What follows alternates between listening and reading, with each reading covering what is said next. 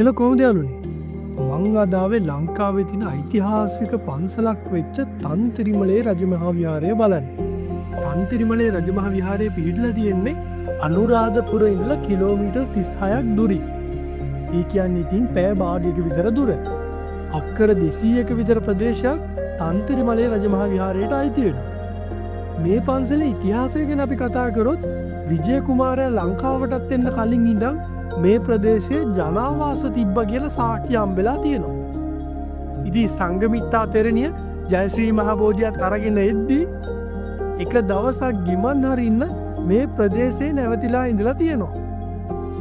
ඒ හේතුව හින්දා ජයශ්‍රී මහ බෝධියේ පළවෙනි ශාඛාවක් මෙහි රෝපණය කරලා තියෙනවා. ඒ බෝධිය රෝපණය කරලා තියෙන්නේ මෙහි ගල් තලාවක් උඩ.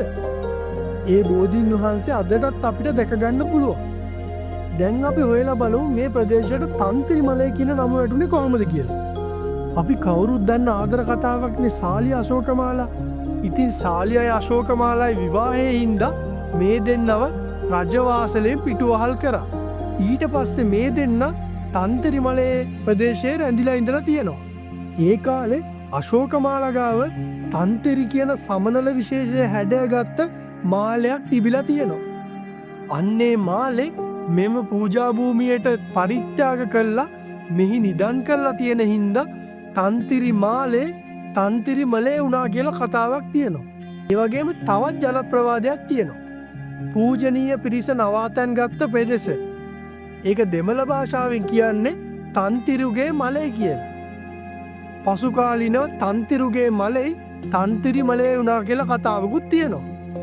තන්තිරිමලේ ඉතිහාසය ගැන කතා කරොත් මේ ප්‍රදේශයේ වසර 3000කට වඩා පැරණි ගල් ගුහා තියෙනවා.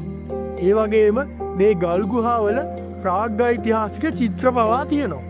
මහාචාර්ය සෙනරත් පරණවිතානයන්ට අනුව මේඝතිලක කියන වැදි ජනයාට අයිති සිතුවම් මේ ගල් ගුහාවල තියෙනවලු. තන්තිරිමලේ රජමහා විහාරේ සැතපෙන පිළිමයක් වගේම ලස්සන සමාධි පිළිමයකුත් තියෙනවා.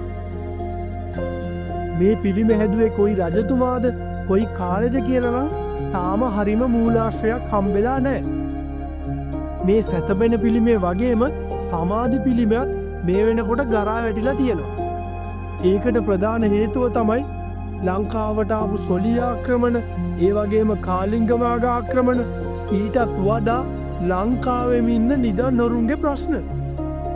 ඔච්චර ප්‍රශ්නයද්දිත් ලංකාවේ උරුමය මෙච්චර කාලයක් රැකගෙන එන්න ප්‍රධාන හේතුවක් වෙලා තියෙන්නේ මේ පන්සලේ මෙච්චර කාලයක් වැඩවසපු ස්වාමීන් වහන්සේලා කියලා තමයි කියන්නේ.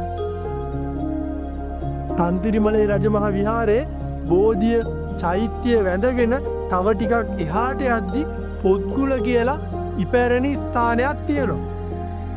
මෙතන තමයි ඉපැරණි පුස්කොළපත් ආරක්ෂා කරපු තැන. ඊට පහලින් ස්වාමීන් වහන්සේලා භාවනා යෝගීව ඉඳලා තියෙනවා. මෙතනින් එහාට තමයි ප්‍රාග්ඓතිහාසික ගුහා තියෙන්නේ. අනිත් පැත්තට ගියොත් තන්තිරිමලේ උසම ස්ථානයට අපිට යන්න පුළුවන්. ඒක ඉතින් විනාඩි 15ක විතර ගමනක් හින්දා තනියම වුණත් මම බය නැතුව ගියා.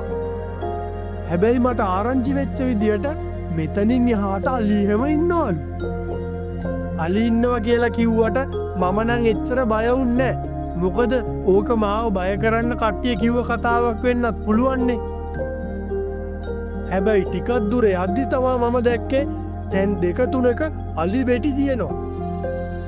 අලියෙන් නැතුව අලි බෙටි තියෙන්න විදිහක් නැහනේ. මං ඉතින් වටපිට බල පරිස්සමෙන් තමයි තන්තිරිමලේ උසම ස්ථානයට ගියේ. මෙතනට මුළු වටේම ලස්සනට පේනවා. ඒ වගේම මෙතන වාඩි වෙලා ඈත බලාගෙන මහන්සිය නිවනකං ඉන්න පුළුවන්. මොකද ඉතින් අලියෙක් ආවා වුණත් ඈතින් එනවා පේනවා.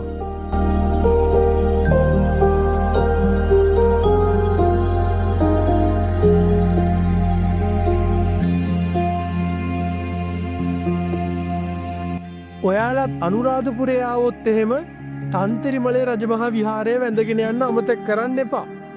අදට මං ගිහිල්ලා එන්නම්.